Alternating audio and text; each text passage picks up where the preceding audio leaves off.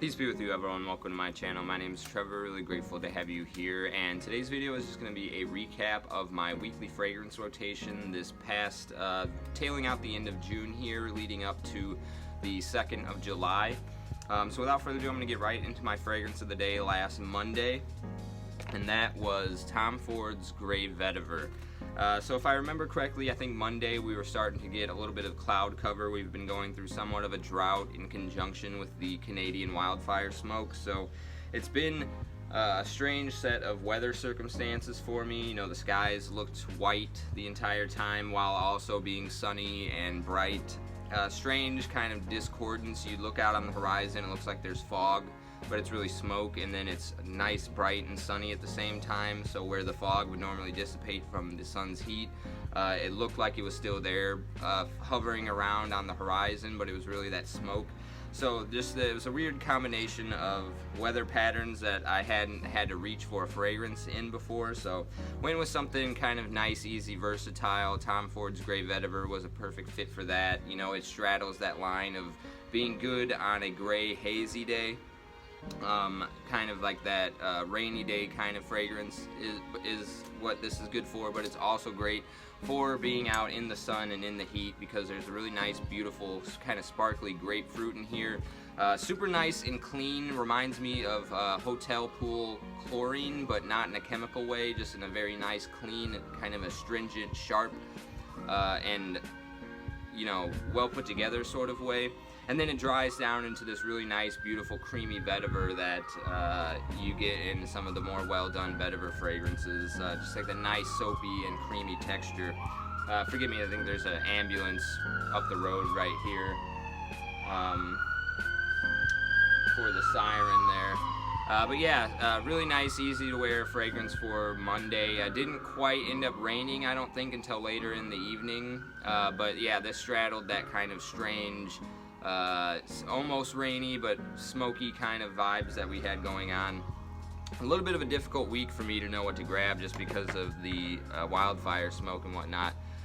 So Tuesday, hadn't gotten to wear this one as often as I would have liked over this past June because I was doing a lot of testing, but a really great one right here. This is Saint Julep from Imaginary Authors.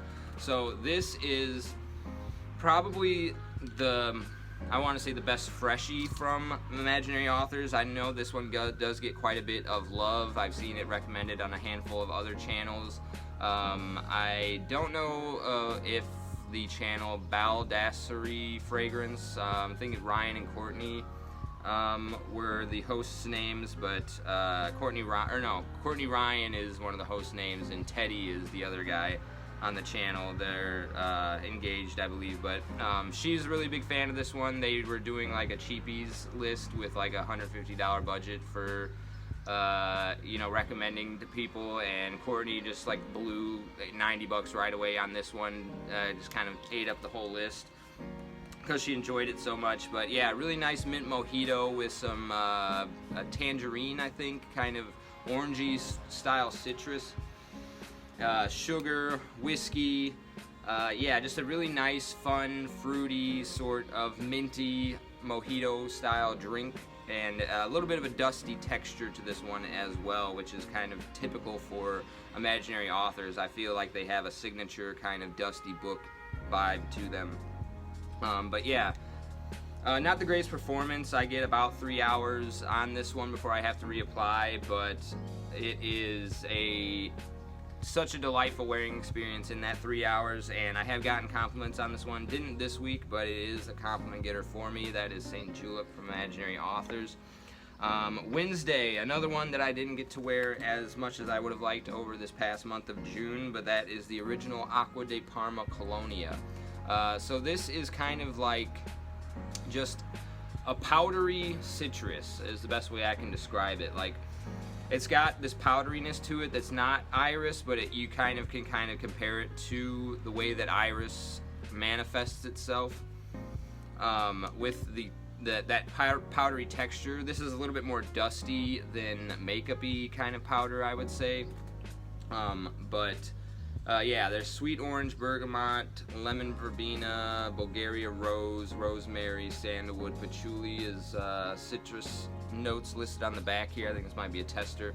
But just a classic fragrance, super easy to wear, just super enjoyable. I do get a pretty good performance on this, surprisingly, despite being a cologne concentration, I believe. About 4 to 5 hours on this one. Kind of gives me a little bit of a barbershop style presence to it as well, even though there's no lavender in here. It just has this very clean, almost soapy powderiness to it, alongside of that really nice kind of candied citrus. I think the orange combining with some of the other citrus notes in there just kind of gives it this little bit of a kind of sweet. It leans into the sweeter side of citrus, like it's still distinctly a citrus accord, and it's not like fruity in the same way that like apple or pineapple or pear would be, but it leans into the sweet aspects of the citrus alongside of the powdery aspect, and a little bit of a nod to a classical barbershop kind of fresh cleanness. Really beautiful and iconic, and I think a masterpiece of a fragrance, the original Acqua di Parma Colonia. Okay, so that got us up through Wednesday. Thursday, I completely mismatched the wearing of the day of that day. I thought it was going to be a lot more hot, warm, and scorching than it was, and it just ended up being like a rainstorm that day. So I wore Givenchy's Gentleman Cologne. Recently saw that Neeb at Aromatics was wearing this one during his weekly rotation last week. I think he gave it a 5 out of 10.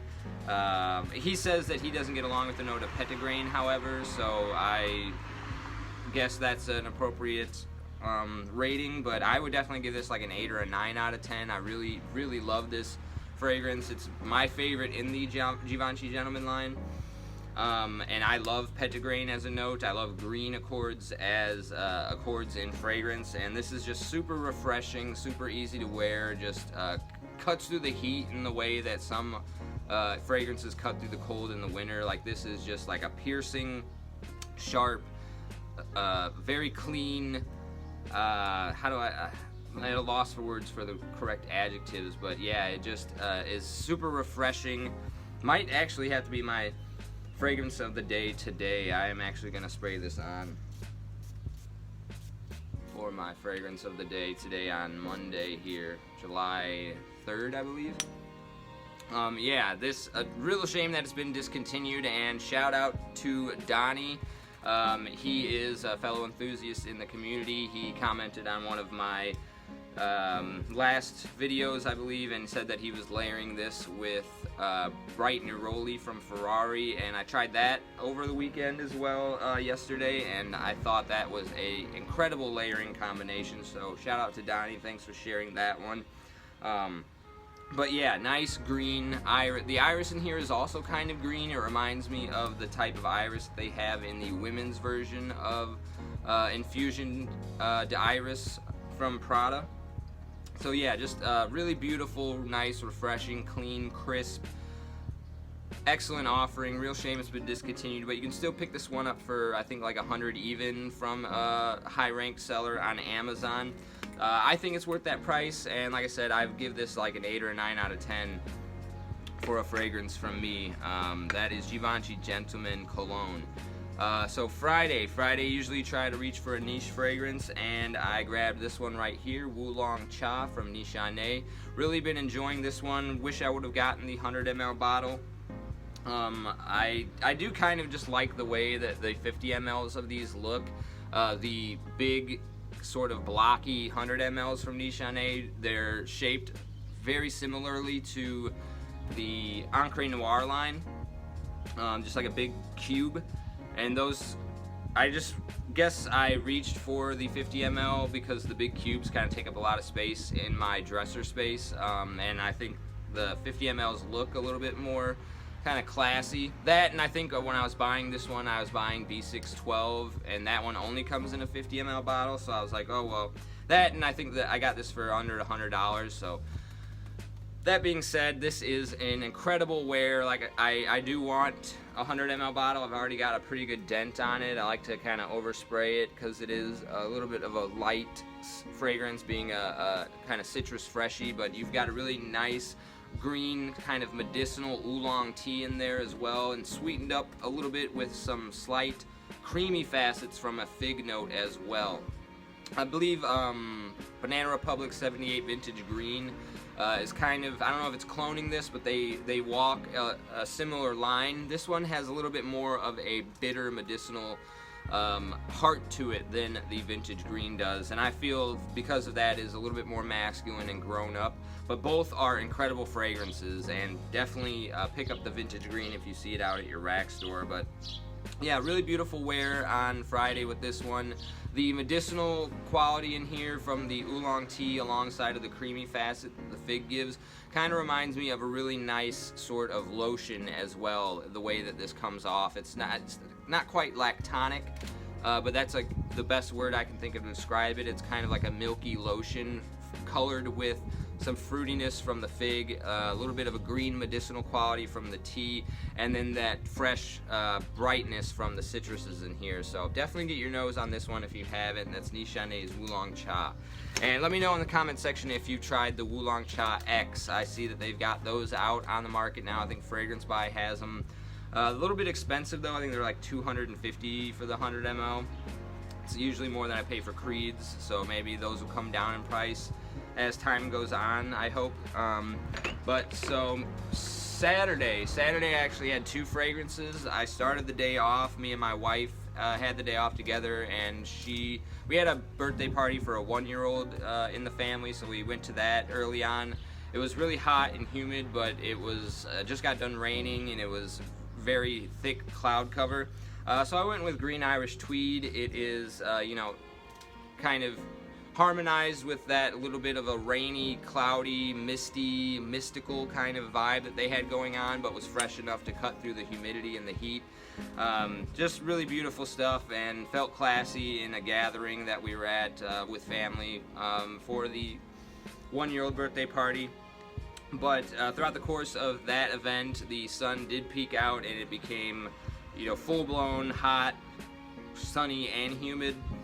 And so by the time this one wore off after about 4 to 5 hours and we got back home, I went ahead and put on Artisan Pure from John Varvatos.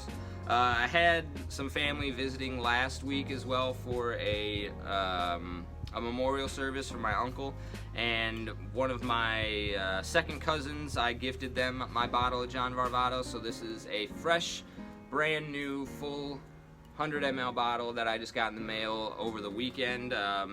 Surprisingly, this is super strong. I opened up the box to get this out, and it was still in the cellophane wrap and everything, and I could smell the juice of this bursting out through the package. So really nice, excellent stuff. Again, Petitgrain is in here as well, so I don't know if Neeb also dislikes this one, but this is also like an 8 or 9 out of 10 fragrance for me. One of the best hot weather summer time fragrances in my collection personally, despite it being a cheapie. So yeah, you just get that nice medley of citruses like clementine, tangerine, orange, bergamot, lemon. I don't know if all those are in there, but I know that they've got like a nice little medley of citrus at the top, and then that green petitgrain, some musk, a little bit of a white floral touch as well. Really, really beautiful stuff, and one of my favorites for this time of the year. That's Artisan Pure from John Varvatos. And then Sunday, we did have mostly rain throughout the course of the day, and the sun didn't quite peak out. It just kind of gave us a nice breath of fresh air from the drought that we've been having, gave us nice downpours and full-blown kind of thunderstorm vibes, and it was still really hot and warm and humid, however, and I haven't busted this one out yet this year, I don't believe, so went ahead and put on Beau EDT from Jean-Paul Gaultier. Wore this one because it has that really nice kind of warmth to it from a tonka bean coconut combo, and then but still was wearable in something like the high heat, high humidity because of the fresh bergamot and the kind of tropical nuance that the freshness from the coconut gives off. Really beautiful stuff, and was perfect for a little bit of like one of those more cooler atmospheres with the rain going on in the summertime, but really looking forward to wearing this one more here in the month of July. July is sort of like the month that I reach for tropical fragrances and more of my citrus aquatics as opposed to citrus aromatics. in the month of June. And yeah, this was just perfect wear, and I was still smelling it on me when I woke up this morning, like 10 hours later. So beast mode performance for the summertime.